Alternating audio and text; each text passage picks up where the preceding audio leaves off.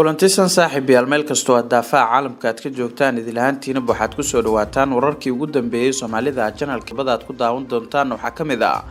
ciidankii mucaaradka ah ee badbaado qaran oo laba garab u kala jabay iyo dagaal dhexmaray faahfaahin la xiriirta ayaan idin soo gudbin doonaa Bashir Goobe oo xilkii ka qaaday taliyihii nabad sugidda ah ee gobolka Banaadir ee madaxweyne Farmaajo magacaabay taliyaha hay'adda nabad sugidda sirdoonka qaranka Yaasiin Faraya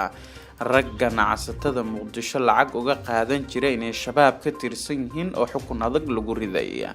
intaas waxay ahaayeen qaar kamid ah qodobada aad kaga bogan doontaan tabinteena tooska ah wararkii ugu dambeeyay Soomaalida channel haddii aad nagu cusub tihiin waxaynu idin ka codsanaynaa inaad subscribe-ka aad noo saartaan barta YouTube-ka channelkeena aad naga daawanaysaan si aad uga mid noqotaan saaxiibada ku xiran wararka warbixinada muuqaalada hadii jeersada joogtadana halkan ay nagu soo baahino noqon daawadaha ugu horeeya ee xogaha wararkeena daawada qodob walba warkan kamid ah aragtidaada ayaad ka soo dhiiban kartaa hagaag aynu ku bilowno ciidanka badbaado qaran ayaa laba garab u kala jabay iyadoo la soo warinayo in dagaal uu ku dhexmaray qaybo kamid ah gobolka Shabeellada Dhexe wararka naga soo gaaraya deegaanka Geetimir oo ka tirsan gobolka Shabeellada Dhexe ayaa waxay ku waramayaan in ciidamadii badbaado qaran ee ku sugnaa halkaasi dagaal qaraar uu dhexmaray laba garab ayay u kala jabeen ciidankaasi waxaase kala hogaaminaya Cornel Sani Cabdulle iyo sidoo kale Cornel Xadoole oo labaduba ka tirsan ciidamada militariga Soomaaliya wararka ayaa waxa intaas ay ku darayaan in ujeedada ugu weyn ee dagaalkan ay ka dambeysay kadib markii ciidamo la sheegay inay daacad u yihiin Cornel Sani Cabdulle ay ka hor istaageen Cornel Xadoole in gudaha deegaanka Geetimir uu galo waxaa la sheegay in dagaal saacado badan socday uu ku dhexmaray deegaankaas waxaase la soo warinayaa in qasaare kala duwan ay ka dhasheen dagaalkaasi ma jirto war rasmi ah oo ka soo baxay labadan Cornel oo daacad u ahaa ciidamada badbaado qaran ee sida tooska ugu xirnaa xubnaha siyaasiyiinta mucaaradka warar kale oo soo baxay ayaa sheegaya in dadaalo lagu doonayo in lagu qaboojiyo xiisadaas ay ka soconayaan magaalada Muqdisho ee caasimadda Soomaaliya isla markaana ay wadaan xubnaha siyaasiyiinta mucaaradka oo aan doonaynin in marnaba ay leecaan awoodooda ciidan oo kaliya oo ay ku tashanayaan waa ciidanka badbaado qaran oo laba garab u kala jabay waxay ku soo aadaysaa xilli xaaladda siyaasadeed ee Soomaaliya aysan salfadhin dhawaanahana la hadal hayay in ciidankaas ay gudaha Muqdisho soo gali karaan waxaase siyaasiyiinta mucaaradka qaarkood oo qoraallo soo dhigay baraha bulshada iyo kuwa la hadlay warbaahintuba ay ku goodiyeen inay diyaar yihiin ciidanka badbaado qaran hasaate waxaa muuqanaya in ciidanka badbaado qaran qudhooda laba garab ay u kala jabeen lama oga saameynta ka dhalan karta kala jabka badbaado qaran ee dhexdooda ah iyo saameynta kale ee ku yeelan karto saraakiisha kale ee ciidamada militariga ka tirsan ee badbaado qaran taabacsana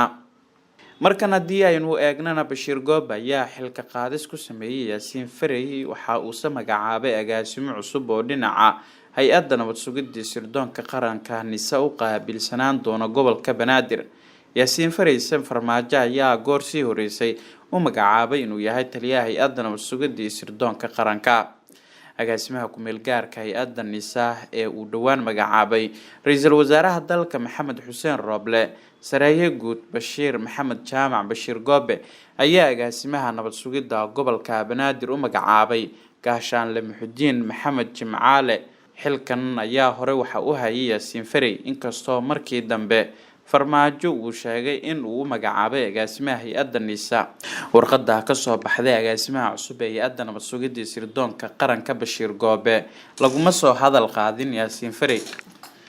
warqadda magacaabista ay ka soo baxday xafiiska agaasimaha ku meel gaarka hay'adda NISA ayaa dhammaan lagu faray agaasinada hay'adda nabad sugidda sirdoonka qaranka ee NISA in ay ka gutaan mid walba waajibaadka kaga aadan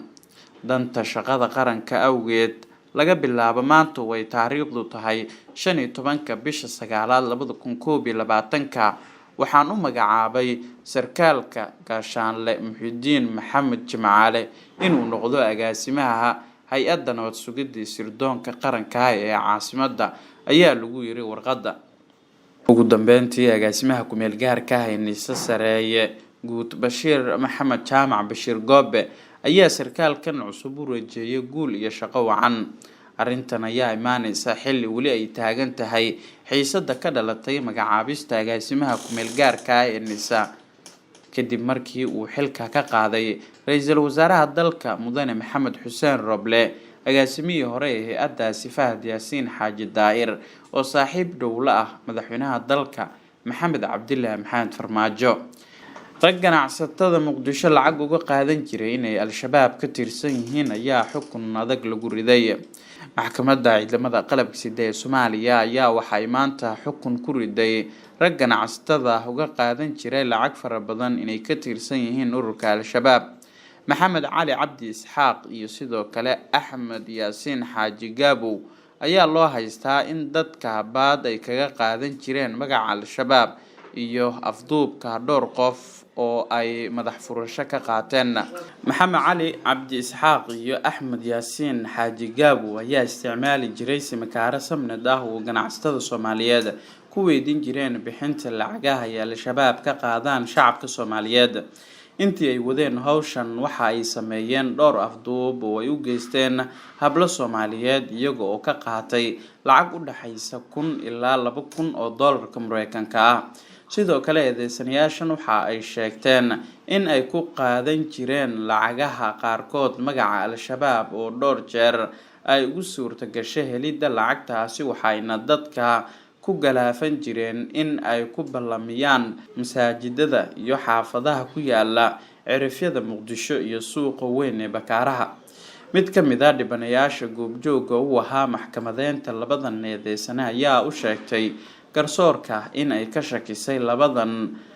gorgortanka lacagta ah sidaasna ay ku wargelisay ciidamada amniga gaar ahaan hay'adda nabad sugidda iyo sirdoonka qaranka oo soo qabtay Maxamed Cali Cabdi Isxaaq iyo Axmed Yaasiin Xaaji Gaabow dabayaaqadii bishii May ee sanadkan aynu ku guda jirnay 2021. Julaayo dabayaaqadeedii ayaa lagu soo wareejiyay eedeysanayaasha maxkamadda waxaana xilligaas xafiiska xeer ilaalinta oo awoodda u leh dhaqaajinta dacwadan ay ka codsadeen maxkamadda in eedeysanayaasha xabsiga dhexe lagu sii hayo garsuga ahaan. xafiiska xeer ilaalinta ayaa baaris dheer kadib codsaday in la mudeeyo dhageysiga dacwadda dabayaaqadii Agoosto sanadkan 2021 waxayna maxkamaddu aqbashay fadhigii koobaad isla xilligaasi. xafiiska xeer ilaalinta ayaa ka codsaday in loo ciqaabo dambiyadii ay galeen Maxamed Cali Cabdi Isxaaq iyo Axmed Yaasiin Xaaji Gaabow oo iyaguba Muqdisho ka abuuray weji cusub oo u baahan. xeer ilaaliye Maxamed Cabdullaahi Khaliif ayaa u sheegay garsoorka in eedeysanayaasha ay xitaa ku handadi jireen dadka ay afduubtaan ee lacagaha ay ka qaadaan in gaariga ay ku xiran yihiin walxaha qarxa oo haddii ay dhaqdhaqaaq sameeyaan ay ka dhalan karto in ay wada qarxaan taasi oo u fududeynaysa eedeysanayaasha in gabdhaha ganacsatada ah ay ka saaraan magaalada Muqdisho. qareenada u doodaya eedeysanayaasha ayaa maxkamadda iyana ka codsaday in laga qaado magdhow eedeysanayaashan oo ay sheegeen dambiga ay galeen kaliya in uu ku kooban yahay turuufo. dhowr fadhi kadib maanta ayay maxkamaddu go'aan ka soo saartay kiiska Maxamed Cali Isxaaq iyo Axmed Yaasiin Xaaji Gaabow waxayna maxkamaddu ku xukuntay min 15 sano oo xabsi ciidan ah sida dhinacyada dacwadda uu sheegay gudoomiyaha maxkamadda darajada koobaad ee ciidamada qalabka sida gaashaanle sare Xasan Cali Nuur Shuute. xukunsanayaasha ayaa haysta fursad ay ku dalban karaan racfaan muddo 30 cisho gudahooda. saaxiibada qiimaha badan wararkii ugu dambeeyay Soomaalida Channel wayna intaad ku mahadsantiin daawashada warkan midkiisa xiga inta aynu dib u kulmi doono waxaan idinkaga tegaynaa sidaas iyo nabadgelyo.